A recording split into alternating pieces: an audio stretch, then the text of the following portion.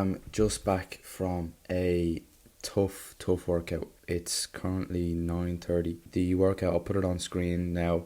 The workout was a threshold run session, and it was 3 by 15 minute intervals. And that was the longest run that I'd done in this kind of block that I've been on. And the reason I say this is because Dara last year would not have done that run. Like I said, it was 7:30 at night. It was pitch black. I ran down to the local track. It was kind of a off day. I wanted to run earlier and the track was busy. My food was kind of all over the place. My stomach was kind of not feeling great, and like I said, Dara last year wouldn't have done that run. He would have just said, you know what, take it easy today, let's go again tomorrow. And like I said, the reason I wanted to say that is because it was this identity crisis that I had this time last year that changed everything in my life. And I'm reading this book right now, Think and Grow Rich. It's all about making money, becoming a millionaire. But literally a line in the first chapter: the turning point in the lives of those who succeed usually comes at the moment of some crisis, through which they are introduced to their other selves. I had a moment of crisis in January last year when I really didn't know who I was. My whole life I would have played football or soccer, and it was my dream to become a professional, like so many other kids, especially in Europe. And I even remember having that story of, saying to the teacher that, yeah, I'm going to be a professional footballer in front of the class, and the few giggles, and the teacher saying, you need a plan B, and me replying with, I don't have a plan B. And looking back now, it's kind of that self-confidence, like I don't know where that came from. And then I started getting the injuries, and I came over to the States, and my time in my last school wasn't very productive in the sense that I was injured, I didn't play. And it was this time last year when I kind of realised that dream probably wasn't going to happen. And when that dream that I'd been chasing for 10 plus years of my life slowly started to fade away, I had a massive identity crisis and a shift in who I was, because I didn't know who I was. I would have labelled myself as a footballer for ever, and now that I kind of wasn't one because of the injuries, like I said, I didn't know who I was. But I would argue, looking back now, that was the turning point. That was the best thing that ever happened to me, because of that turning point, and because of that situation, I'm now a completely different person than I was a year and a half, 2 years ago. And I think people are scared of change.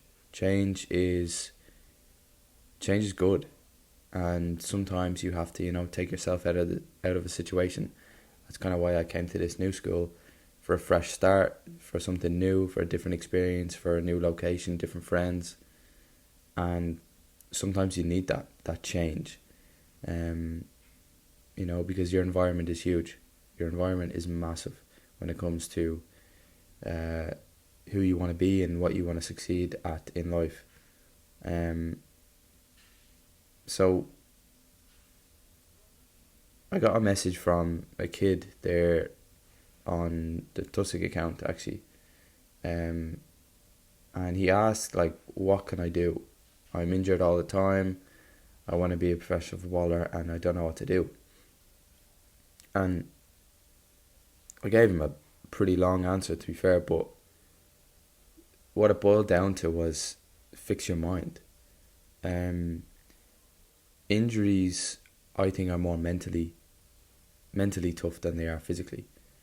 And that's coming from someone who dealt with hamstring injuries literally for 4 years non-stop. And now that I've got to a stage where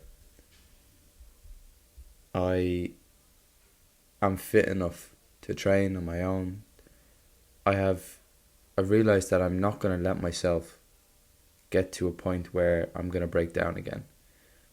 Injuries are mental, but they're also your fault.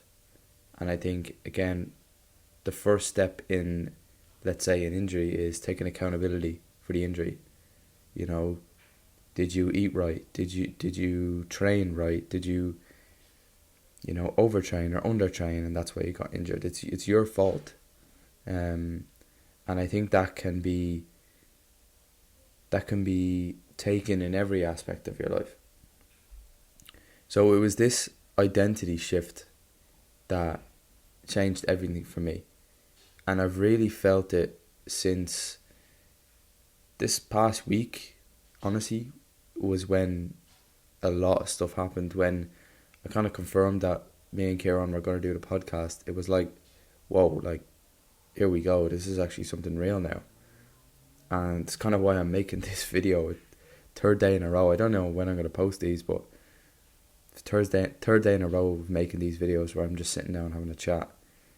And Dara this time last year was trying to get the perfect angle and trying to get the perfect shot, and I was doing so much for the camera, but maybe I was hiding in the fact that I didn't want to open up. So honestly, these videos are just me waffling, but at the same time I feel like there is a bit of a message behind each one. I think if you want to make a change, sometimes you need to look deep within yourself and look at where you are in life right now and look at the person that you want to become. And I think, like I said, change is good, but it's up to you to change. It really is up to you. Whether if you want to get skinny, if you want to get healthier, if you want to get ripped or get fit, like, it's you. It's your life. You have to take control. And I think you need to remove any of the beliefs that you can't achieve these things, because they are definitely possible. But like I said, it's up to you. And sometimes it takes that change, that maybe it's a change in the environment, maybe it's just a change in mindset, like it was for me. It was that moment, like I said, changed everything for me. And I can really feel that my life has gone up since then, in terms of, maybe I have a purpose or I have a mission or a goal now because of that that identity crisis. So like I said, it's up to you, and remove any of those limiting beliefs that you have that you can't achieve the things that you dream of. Dreaming is sometimes taken negatively, and stop dreaming, you're never going to achieve these things. But I am totally against that. You need to dream, you need to believe, you need to have, again, the book talks about a burning desire.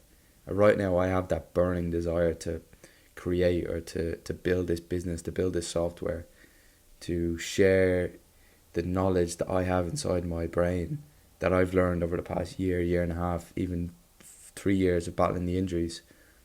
I have this burning desire to share and to show people that it's possible to achieve these things. I haven't really achieved much in a sense, other than, maybe fixing my body or fixing my mind, whatever way you want to look at that.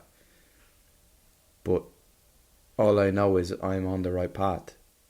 And it was because of this identity change and this identity shift that all this happened.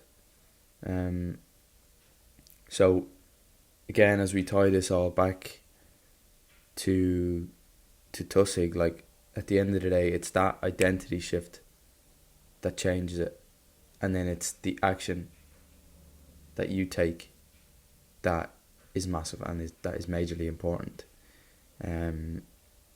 So all I can say is just, again, just start, but just go in a direction that you think is the right thing to do. It may not be the right thing in 2 years' time, but taking that action and taking that step forward on whatever road will always open up doors and open up other roads for you. But so many people never take that first step, and maybe they do have the identity crisis, but they take a step back then. But that's the time when you take a step forward and you just go at it with 100% intensity. And like I said, that's where I'm at right now.